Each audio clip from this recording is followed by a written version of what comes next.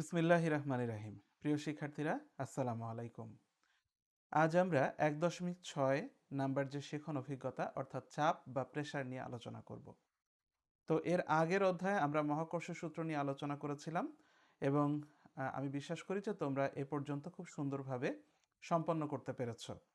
তারপরেও টিউটোরিয়ালগুলো দেখতে যেয়ে যদি কোথাও কোনো বিশেষ অসুবিধা থাকে তাহলে ঠিক সময় বা টাইমলাইনটা উল্লেখ করে কমেন্ট সেকশনে কমেন্ট করবে, আমি আশা করি রিপ্লাই করার চেষ্টা করব আর কি।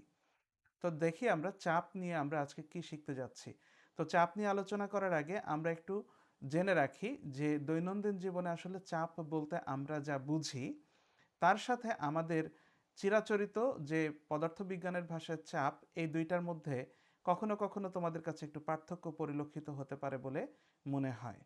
তো চাপ কি, এই কথাটা যদি আমরা কাউকে জিজ্ঞেস করি তো অনেকেই মনে করে যে বল প্রয়োগ করাটাই হচ্ছে চাপ দেওয়া, কিন্তু আসলে এখানে যে ক্ষেত্রফল বলে একটা বিষয় জড়িত আছে এই কথাটা আমরা প্রায় আসলে ভুলে যাই। তো যখন আমরা বলবো যে চাপ কাকে বলে, তখন চাপের যে সংজ্ঞা সেটি হচ্ছে একক ক্ষেত্রফলের উপরে লম্বভাবে প্রযুক্ত বলের যে মান সেটাকে আমরা চাপ বলবো। এই সংজ্ঞার প্রত্যেকটা শব্দ গুরুত্বপূর্ণ, তাই আমি আরেকবার বলছি যে কোনো একক ক্ষেত্রফলের উপরে প্রতি একক ক্ষেত্রফলে লম্বভাবে প্রযুক্ত বলের মান সেটাকে আমরা বলবো চাপ। ঠিক আছে? তো চাপ নিয়ে বইতে কি আলোচনা আছে সেটা আমরা আগে একটু দেখে নেই, তারপরে আমরা ইন ডিটেইল ব্যাখ্যার মাধ্যমে সেটা বোঝার চেষ্টা করব। তো চলো দেখি কি আছে। দেখো এখানে আমরা চিত্রে দেখতে পাচ্ছি যে একই ব্যক্তি একটি পাথরকে তিনটি ভিন্ন ভিন্ন অবস্থানে তার উপরে বল প্রয়োগ করার চেষ্টা করছে। ঠিক আছে? তো এখানে কতটুকু জায়গায় বল প্রয়োগ করা হচ্ছে তার উপরে চাপ নির্ভর করে। তো এটা চিত্র দিয়ে বোঝানো হয়েছে। তো চলো দেখি আমাদের বইতে কি লেখা আছে। বলের সঙ্গে সম্পর্কযুক্ত একটি অত্যন্ত গুরুত্বপূর্ণ রাশি হচ্ছে চাপ। এই অধ্যায়ে নানা ধরনের বল প্রয়োগ করার কথা বলা হয়েছে, কিন্তু বলটি ঠিক কিভাবে প্রয়োগ করা হয় সেটি বলা হয়নি। ঠিক আছে?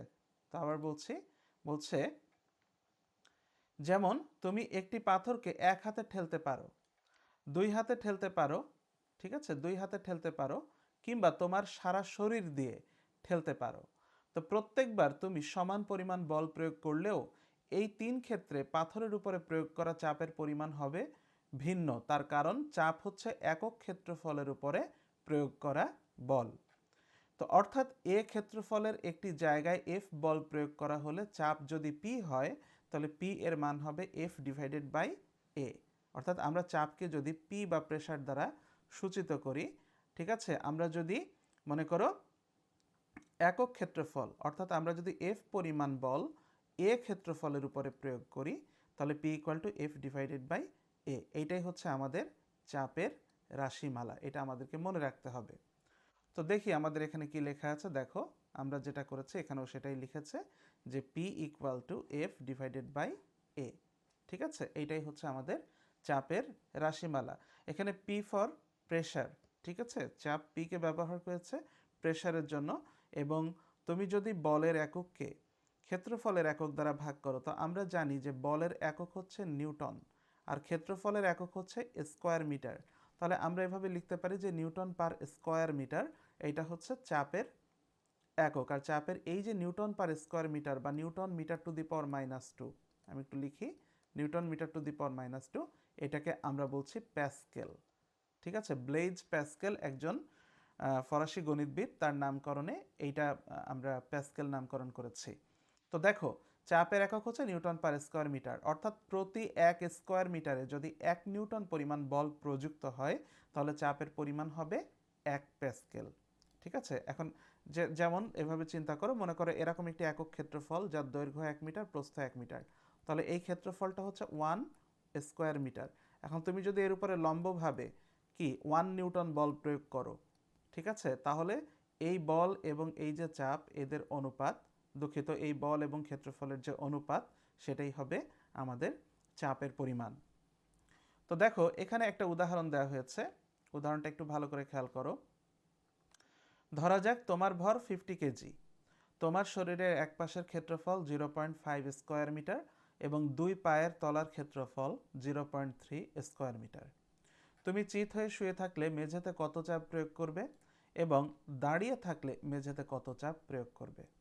খুব সহজ ব্যাপার। চাপ প্রয়োগ করার জন্য আমরা P = F/A এই সমীকরণটা ব্যবহার করব। তো বলছে যে ভর হচ্ছে 50 কেজি, তাহলে ওজন হচ্ছে ভরকে অভিকর্ষ ত্বরণ দ্বারা আমরা কি করব, গুণ করব। এ দেখো ভর হচ্ছে কত 50 আর অভিকর্ষ ত্বরণের মান হচ্ছে 9.8 মিটার পার সেকেন্ড স্কোয়ার। তো এই দুইটার গুণফল হচ্ছে 490 নিউটন। ঠিক আছে, তো 490 নিউটন। তুমি যখন শুয়ে থাকো, তো শুয়ে থাকলে আমরা কি করি, আমাদের শরীরের এক পাশের উপরে ভর দিয়ে শুয়ে থাকি।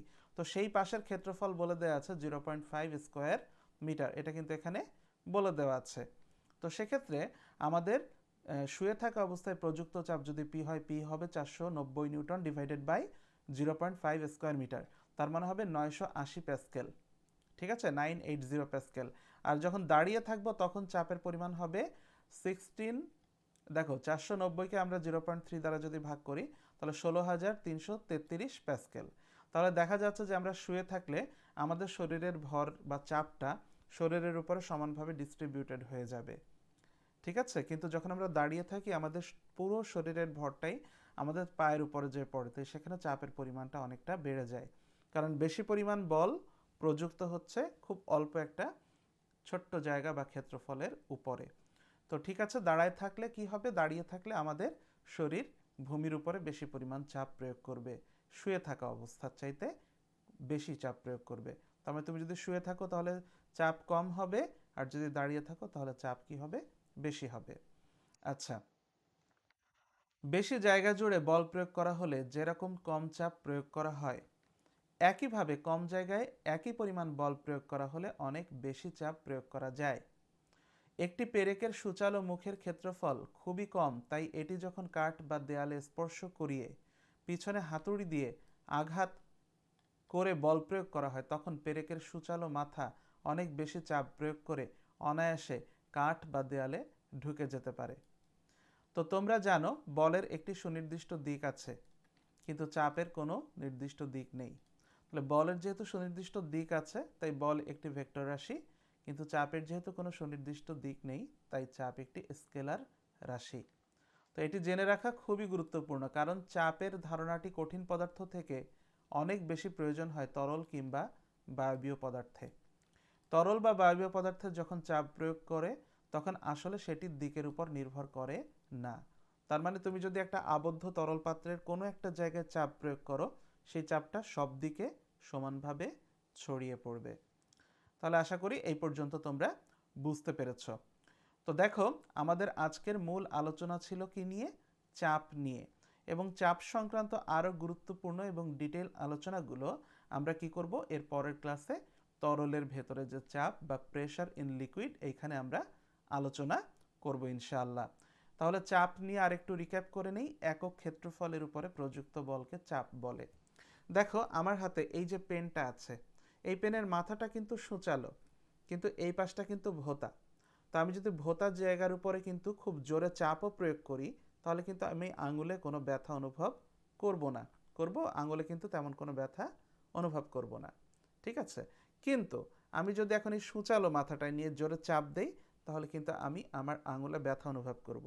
কারণ কি, কারণ হচ্ছে সূচালো মাথা অনেক বেশি পরিমাণ বল উপর দিকে প্রয়োগ করতে পারছে, কিন্তু এই ভোঁতা মাথাটা কিন্তু সেটা পারছে না। তো এই জন্য আমাদেরকে মনে রাখতে হবে যে চাপ সবসময় দুইটা জিনিসের উপর নির্ভর করবে, একটি হচ্ছে বল এবং আর একটি হচ্ছে ক্ষেত্রফল। এবং এ কারণেই আমরা বলি একক ক্ষেত্রফলের উপর প্রযুক্ত বলকে চাপ বলে। তাহলে আশা করি ভিডিওটি তোমাদের ভালো লেগেছে। কেমন লেগেছে সেটি অবশ্যই কমেন্টে জানিও। ভালো লাগলে একটু লাইক করে দিও, আর অবশ্যই যদি ইউটিউব থেকে দেখো আমাদের চ্যানেলটিকে সাবস্ক্রাইব করে দিও। যদি ফেসবুক থেকে দেখো তাহলে আমাদের পেজটিকে ফলো করো। আর যদি ইতিমধ্যেই সাবস্ক্রাইব বা ফলো করে থাকো তাহলে অনেক অনেক ধন্যবাদ।